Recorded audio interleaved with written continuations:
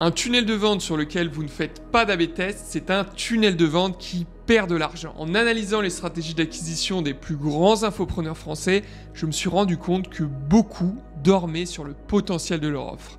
Et attention, ce n'est pas parce qu'ils font plus de 100 000, 200 000, voire même beaucoup plus pour certains par mois qu'ils ont tout juste. Et bien au contraire, ce sont justement eux qui laissent le plus sur la table en loupant et en négligeant toutes ces optimisations et toutes ces stratégies de testing à la fois sur leur funnel et sur leurs ads. Liberté Digitale, Beboost, Antoine Blanco, Théophile Hélier et beaucoup d'autres négligent tous ce principe fondamental. Un système d'acquisition statique, c'est un système en décroissance. Du coup, l'objectif de cette vidéo, c'est de vous partager 12 tests indispensables que vous allez pouvoir mettre en place sur votre tunnel de vente si vous dépensez plus de 3 000 € en publicité pour vendre votre offre d'accompagnement. Et en bonus de ça, je vous partagerai aussi un calendrier de testing sur 2 mois qui vous permettra d'organiser et d'être rigoureux sur toute cette stratégie de testing afin d'optimiser votre retour sur investissement. On se retrouve maintenant sur mon écran. La première chose qu'il faut savoir, c'est qu'il existe 2 types principaux de tests à réaliser sur vos tunnels de vente. Le premier, c'est évidemment tous les tests rédactionnels, c'est tout ce qui va être lié au copywriting, parce que le copywriting, ça restera quand même le ciment de tous vos systèmes d'acquisition, et donc c'est très important de continuer à tester votre copywriting, à tester vos angles marketing pour essayer de découvrir s'il n'y a pas des angles qui ont plus de poids que ceux que vous pouvez déjà utiliser. Le deuxième élément, c'est les tests structurels.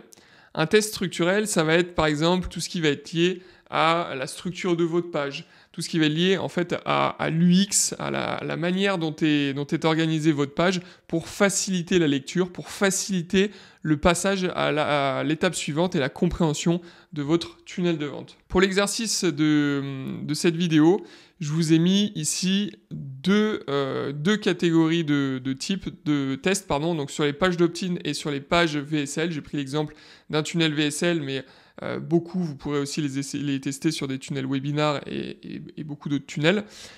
Donc au niveau des tests sur la page d'opt-in, c'est quoi? C'est la page sur laquelle va tomber votre prospect, votre visiteur, après avoir cliqué sur votre publicité. C'est généralement la page où vous allez demander l'email et le nom-prénom de votre prospect, afin justement de l'inscrire soit à un événement type webinar, ou bien de lui envoyer votre VSL et de le récupérer dans votre base de données pour pouvoir créer des boucles d'éducation par email, etc. Donc les tests que vous pouvez mettre en place sur cette page d'opt-in, ce sont évidemment, ça c'est celui que généralement peu de personnes oublient, c'est les tests de titres. Donc les titres, c'est tout simplement la promesse, la formulation de votre promesse. Donc ça, pas trop de soucis pour l'instant. Ensuite, les sous-titres. Les sous-titres, c'est tout ce qu'il va y avoir en dessous de votre titre et qui va généralement servir à qualifier votre prospect, à qualifier un point de douleur en particulier et ça aura toute son importance justement pour trier sur le volet les prospects qui vont rentrer dans votre tunnel de vente. Si par exemple vous avez beaucoup de leads mais que les leads ne sont pas qualifiés, ou bien que vous avez trop de on va dire un ciblage trop large sur les leads que vous rentrez, eh bien testez différents sous-titres. Ça vous permettra peut-être d'affiner la qualité du prospect entrant dans votre tunnel de vente. Je ne vous l'ai pas mis ici, mais on peut aussi tester les chapeaux. Les chapeaux, c'est quoi? C'est ce qui vient juste avant le titre. C'est la petite phrase qu'on va mettre généralement. Soit elle va servir à qualifier comme le sous-titre, soit elle vient venir qualifier un point de douleur. Et si on met un chapeau, généralement sur le sous-titre, on vient venir lever les objections que pourrait avoir notre prospect au vu de la promesse qui est affichée dans le titre. Ensuite, on a les bullet points. Donc les bullet points, c'est là où on va lister tous les bénéfices de ce qu'on propose, que ce soit un webinar ou que ce soit les bénéfices de la masterclass ou de notre méthode tout simplement.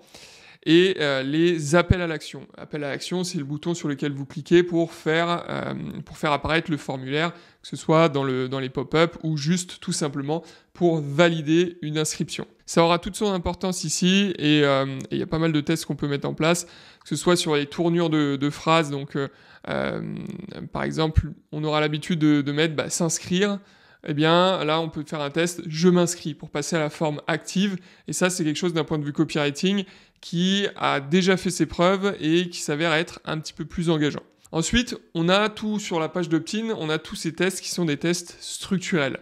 On va pouvoir tester une page d'opt-in qui va être longue versus une page d'opt-in courte. À première vue, on a l'impression que si on fait une page d'opt-in longue avec beaucoup d'informations, beaucoup de confiance, de preuves sociales, d'explications sur qui on est, ce qu'on fait, etc., on va réussir à convaincre justement plus facilement notre prospect. La vérité, c'est que c'est pas tout le temps vrai. Ça dépend beaucoup du marché, ça dépend beaucoup aussi de la fatigue publicitaire de votre cible. Sur la majorité des tests que personnellement j'ai pu faire, attention, je vous dis pas de prendre ça comme vérité, mais bien évidemment de le tester. Mais les pages d'opt-in courtes sur lesquelles justement on va condenser l'information et faciliter la lecture pour que la direction et l'objectif de cette page reste centralisé sur le fait que votre prospect laisse ses informations et passe à l'étape suivante, eh bien, ce sont systématiquement les landing pages courtes, de mon côté, du moins pour tous les clients actuels de Lead Club, où on a eu le plus de résultats. Donc voilà, je vous dis quand même de tester parce que, par exemple, sur les marchés B2B, etc., les marchés qui nécessitent beaucoup plus de confiance et beaucoup plus de démonstration de notoriété, eh bien là, ça vaudra le coup justement d'apporter plus d'informations, d'apporter aussi un petit peu de preuves sociales sur les clients avec lesquels vous avez pu travailler et des résultats que vous avez pu avoir.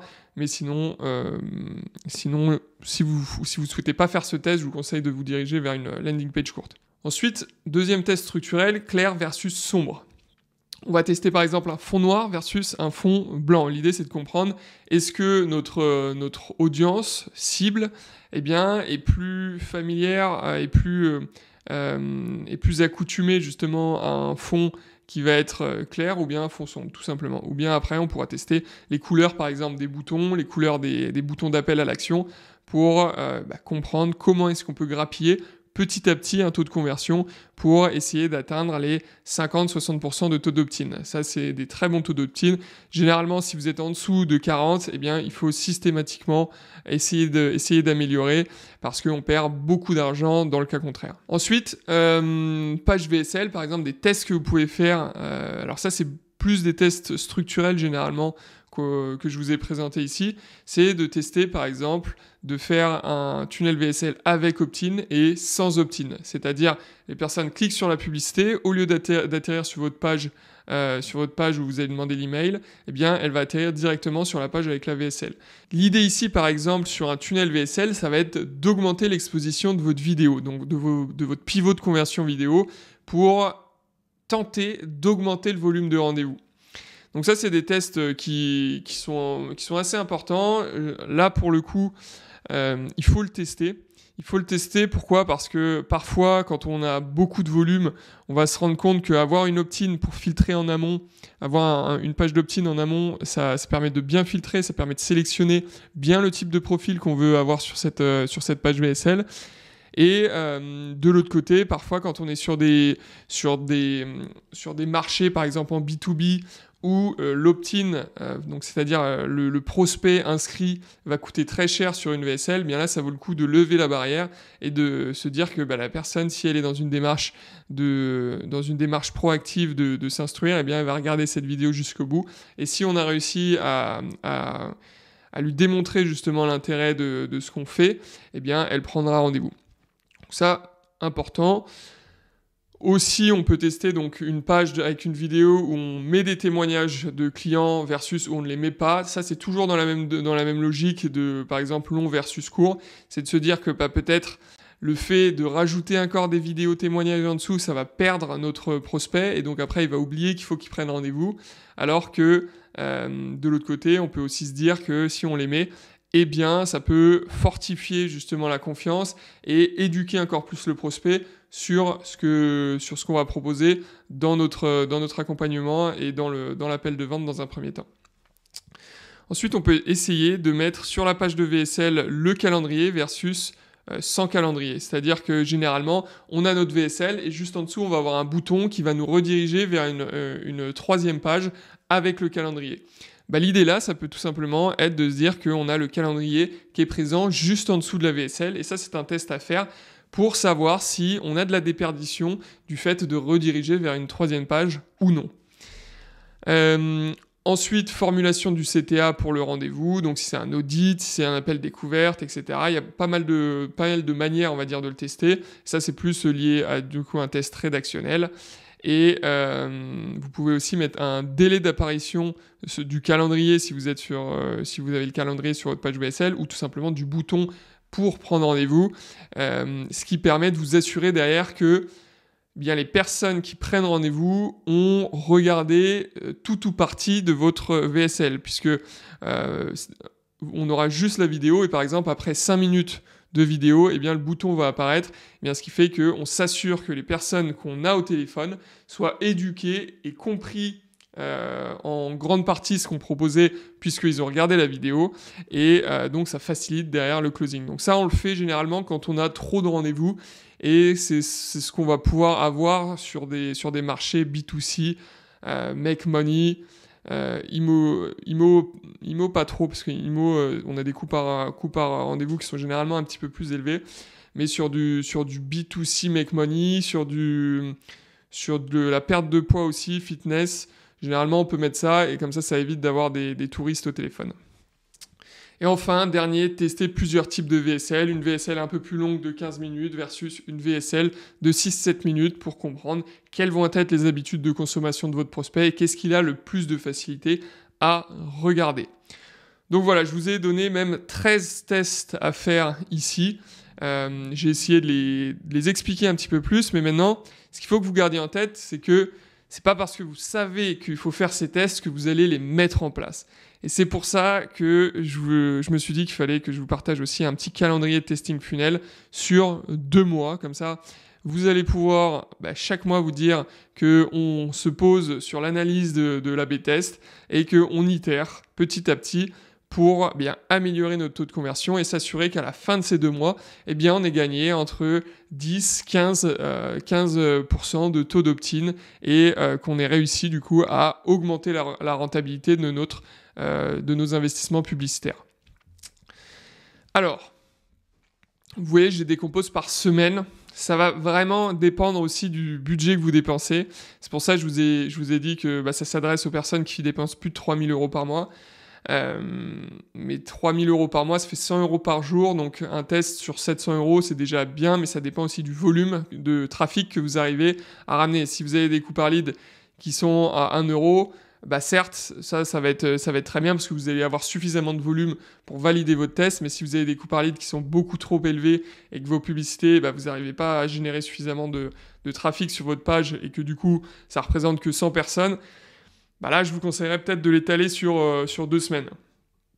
Parce que du coup un bon test, c'est un test qui est validé par suffisamment de trafic, suffisamment d'opt-in et qui permet de valider une hypothèse. Donc, reprenons. L'idée, ça c'est quand on part de zéro. Quand on part de zéro, on va tester le premier mois, on va tester vraiment que la page d'opt-in. On va tester que la page d'opt-in et on va se focaliser sur les tests rédactionnels afin de comprendre comment s'adresser à notre prospect. Quels sont le type de promesses que notre prospect auquel il va le mieux raisonner. Donc là, par exemple, sur la semaine 1, on va tester titre 1 versus titre B. À la fin de cette semaine, on va se dire, ok, c'est le titre B qui a gagné. Du coup, sur la semaine d'après, on va faire titre B versus titre C. Et ensuite, titre winner ici versus titre D. À la fin de ça, on aura testé une hypothèse de 5 titres, 5 angles différents, 5 promesses, et on saura qu'est-ce qui aura le mieux marché ici. Donc on pourra ensuite tester des sous-titres ou des chapeaux. L'idée ici, ça va être j'ai mis AB, mais c'est B, pardon. L'idée ici, c'est de se dire, ok, alors quelles sont les objections, quelles sont les objections ou les éléments de preuve sociale ou de qualification qui auront le plus de poids pour améliorer la qualité des personnes que je reçois derrière sur la VSL. Donc pareil, on va pouvoir tester par exemple une qualification en sous-titre de notre prospect par un point de douleur, et ensuite on pourra juste tester versus un sous-titre B qui présente l'objection principale des prospects que vous recevez au téléphone. Comme ça permettra déjà de lever la première objection, de faciliter la projection sur l'étape suivante. Mois 2. Alors le mois 2, on va passer sur des tests structurels. On va tester landing page longue versus landing page courte. Donc on va rajouter... donc la landing page courte, ce sera tout simplement chapeau, titre, sous-titre, visuel, bullet point et CTA. Donc un bouton d'appel à l'action pour s'inscrire. Et sur les landing pages longues, on va pouvoir rajouter un petit peu de preuves sociales, des témoignages clients, des résultats clients, qui vous êtes, ce que vous avez fait, des piliers de votre méthode, etc. Et beaucoup d'éléments. On peut aussi, ça c'est quelque chose qu'on voit assez souvent, c'est avec et sans notre méthode. Donc comme ça qualifie toutes les douleurs, par exemple, pour atteindre l'objectif, versus si on regarde la masterclass et qu'on découvre la méthode, eh bien toute la facilité qu'on a à atteindre notre objectif final. Ensuite, on va faire un deuxième test structurel avec opt-in, sans opt-in, pour voir un petit peu quel est déjà le watch time. Donc le watch time va toujours baisser sans opt-in, parce qu'on va recevoir beaucoup plus de trafic. Le watch time de votre VSL, donc c'est-à-dire le temps que vont passer vos prospects à regarder votre VSL. L'idée ici, c'est de se rendre compte si ça nous permet, donc quand on enlève l'opt-in, si ça nous permet de réduire notre coût par rendez-vous. Évidemment, c'est pas parce qu'on réduit notre coût par rendez-vous que c'est une bonne solution. C'est pour ça qu'il faudra mettre en relief cette analyse avec la qualité des rendez-vous que vous avez reçus sur cette semaine. Et ensuite, c'est en comparant donc les stats de prise de rendez-vous avec la qualité des rendez-vous que vous avez eus que vous allez pouvoir prendre une décision. Très important, ça c'est quelque chose que je répète sans cesse, sur un tunnel de vente, une statistique seule, un KPI seul n'a aucune valeur. Il faut toujours la mettre en relief avec d'autres KPI de votre funnel pour être en mesure de prendre des bonnes décisions, des décisions intelligentes qui vous permettent par la suite d'améliorer votre stratégie et d'avancer petit à petit vers votre croissance. Ensuite, semaine 3, on va faire un troisième test structurel où on va mettre le calendrier sous la VSL versus calendrier sur une autre page. Et enfin, semaine 4, on va faire délai d'apparition du CTA ou du calendrier en fonction de ce qui aura gagné ici. On va avoir notre VSL et potentiellement un timer qui va nous mettre dans une surprise vous attend dans 5 minutes. Avec le timer qui s'écoule, à la fin des 5 minutes, eh bien, on aura le calendrier qui va apparaître ou bien le bouton pour prendre rendez-vous qui va apparaître. Et on va comparer ça à justement le calendrier qui apparaît directement ou le bouton qui apparaît directement. Donc voilà, à la fin de ces 2 mois de tests, si déjà vous êtes rigoureux sur ces tests-là, vous n'avez aucune raison de ne pas avoir amélioré vos statistiques de tunnel de vente. Et surtout, ça vous met ces 2 premiers mois dans une rigueur de testing et dans une logique de testing qui vous permettra de continuer comme ça et de poser petit à petit les briques de votre système d'acquisition qui vous permettra petit à petit d'augmenter la rentabilité pour chaque euro que vous investissez en publicité. Et ça, c'est la clé d'un système durable, d'un système qui vous permet de prédire votre croissance, qui vous permet de planifier votre croissance. Donc c'est pour ça que le testing, c'est primordial. Le testing, c'est la clé d'une stratégie d'acquisition pérenne et d'une stratégie d'acquisition qui s'améliore mois après mois. Donc voilà, j'espère que cette vidéo vous a plu, j'espère que ça vous aura aussi donné de bonnes clés de compréhension de comment est-ce que vous pouvez améliorer ce que vous faites déjà au niveau de votre acquisition client. Et si vous êtes un infopreneur que vous dépensez plus de 3 000, 5 000 ou même voire 10, 20 000 euros de publicité en ads chaque mois et que vous cherchez justement à comprendre où est-ce que vous avez des goulets d'étranglement et comment est-ce qu'il faut les résoudre, eh bien ce que je vous invite à faire, c'est de réserver un audit en cliquant dans le lien en description avec un membre de l'équipe Lead Club. On prendra le temps d'analyser l'entièreté de votre tunnel et de challenger votre stratégie pour vous expliquer où est-ce que ça pêche aujourd'hui et comment est-ce que vous pouvez aller chercher vos paliers de croissance suivants et comment est-ce que vous pouvez développer votre activité ainsi que la rentabilité de tous vos systèmes d'acquisition par la publicité. Je vous dis à la semaine prochaine pour une autre vidéo. C'était Joachim Léo de Lead Club. Ciao ciao.